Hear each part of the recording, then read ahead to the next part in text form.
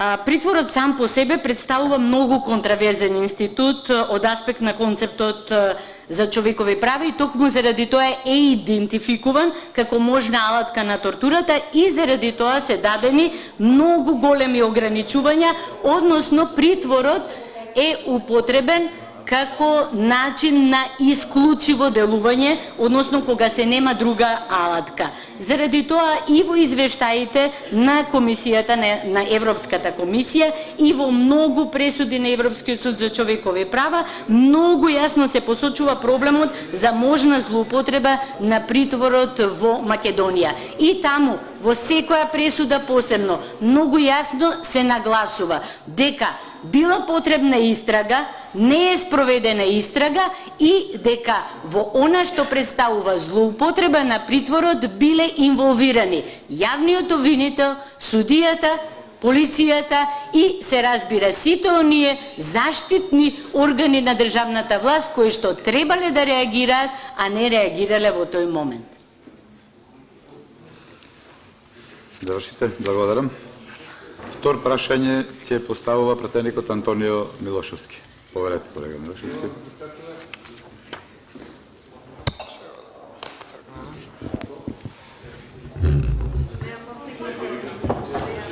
Почитувана професор Канајчевски, јас би сакал да поставам неколку прашања во врска со темите кои што ги отворивте.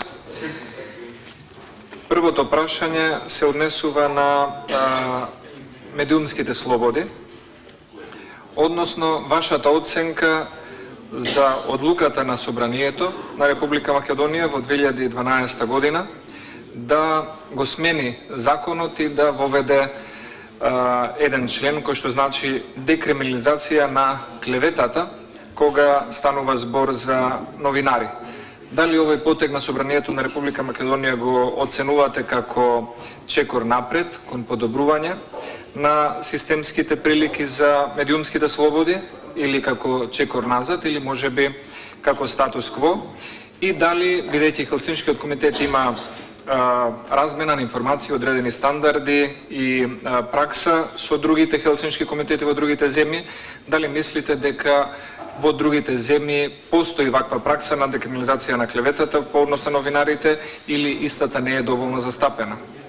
Второто прашање се однесува на самиот интегритет на Хелсиншкиот комитет, односно дали успевате како организација во чиј што управен одбор има добар дел на истакнати членови на Социјалдемократскиот сојуз, да го зачувате вашиот интегритет како организација и дали нивното дејствување дава можности за политизирање на одредени теми на расправа со Хелсиншкиот комитет.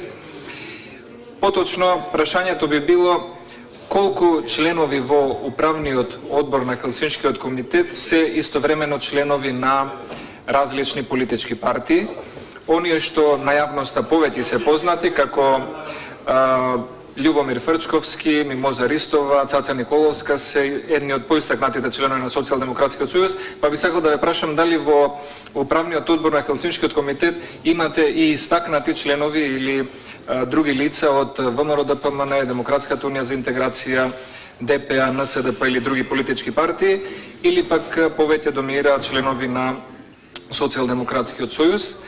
И последното прашање по однос на заштитените сведоци и казната за заштитените сведоци.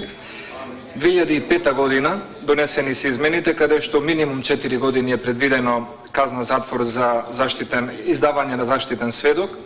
Дали во 2005 година Хелсиншкиот комитет реагирал до законодавниот дом за ваквиот закон и дали сте предложили дополнување при што би се иззеле новинарите или би имало посебни мерки или членови кои што би се однесувале на новинарите доколку истите оддадат идентитет на заштитен сведок? Благодарам. Благодарам јас. Повелете, господин Најчевска. Благодарам многу. Прво за на второто прашање, ја не сум во Хелсиншкиот комитет веќе 8 години.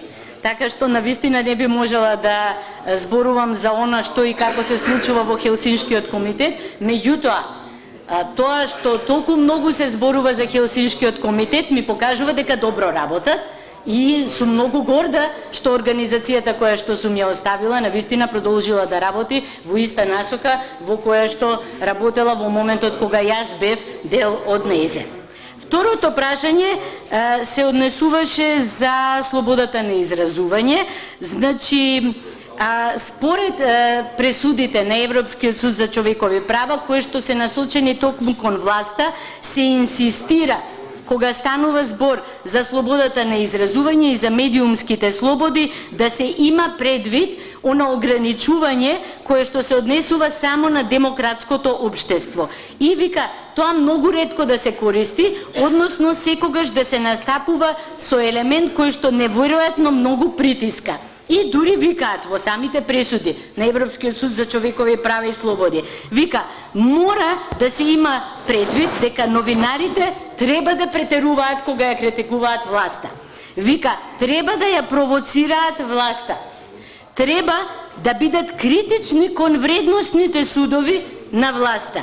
Вика, она што представуваат граници на прифатливост на зборувањето на новинарите, мора да биде пошироко сватено кога станува збор за политичари и функционери, отколку кога станува збор за индивидуи. Значи, многу е различна нашата перцепција, кај нас ги штитиме политичарите, а многу лесно се однесуваме кон она што представува пречекорување на границите на медиумите кога станува за приватни лица и за индивидуи.